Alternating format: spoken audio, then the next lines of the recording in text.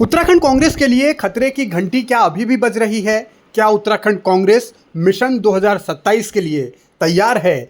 क्या उत्तराखंड कांग्रेस में मौजूदा हालात उसे सत्ता तक पहुंचाने के लिए काफ़ी हैं? कांग्रेस जगह जगह अलग अलग मुद्दों पर प्रदर्शन जरूर कर रही है।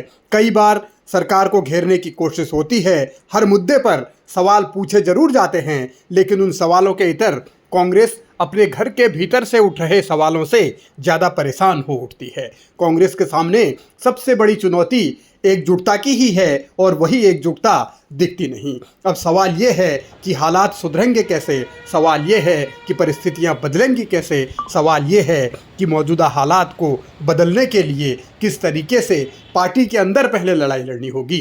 कांग्रेस में राज्य स्तर से लेकर राष्ट्रीय स्तर तक बार बार एक सवाल उठ रहा है और वो सवाल है बीजेपी के स्लीपर सेल वाला। आखिर वो बीजेपी के स्लीपर सेल हैं कौन? राहुल गांधी भी बार बार मंचों से यही कह रहे हैं कि स्लीपर सेल कांग्रेस के भीतर हैं, उनको हटाएंगे, लेकिन कब हटाएंगे, कैसे हटाएंगे, कौन हटाएगा, कहां हटाएगा, इसका जवाब किसी के पास नहीं। सवाल ये भी है कि आखिर ऐसे स्लीपर सेल्स को अगर बीजेपी के जिनको स्लीपर सेल कहा जा रहा है, अगर कांग्रेस उनको पहचान रही है या पहचान चुकी है, तो फिर कार्रवाई कब होगी? कांग्रेस के लिए उत्तराखंड में भी यही परिस्थितियां हैं। करण महरा ने जब प्रदेश का नेतृत्व संभाला था, तब उन्होंने यही बात कही थी कि बीजेपी वालों की गर्लफ्रेंड यहाँ हैं, या फिर अलग अलग तरीके की बातें। मतलब उन्होंने जो कहा उसका सीधा सीधा सार यही था कि बीजेपी के जो स्लीपर सेल हैं वो कांग्रेस के भीतर मौजूद हैं।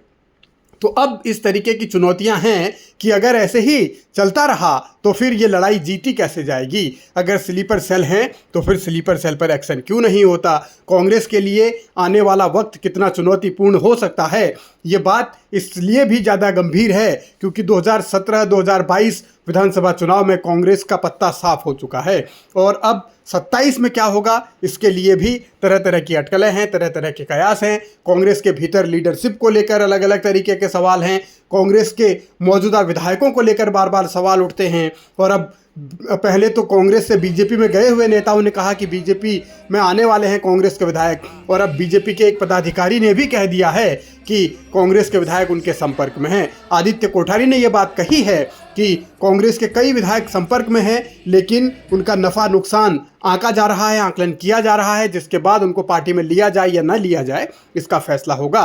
हालांकि करण महरा बार बार इससे इनकार करते हैं, लेकिन सवाल यही है कि करण महरा किस तरीके से इन हालात को, इन चुनौतियों को संभालेंगे और कैसे पार्टी एक ट्रैक पर लौटेगी, कैसे पार्टी में एकजुटता आएगी और कैसे विधायकों को लेकर जो बार बार आशंकाएं जताई जा रही हैं उनको खत्म किया जाएगा या उनको टाला जा सकेगा।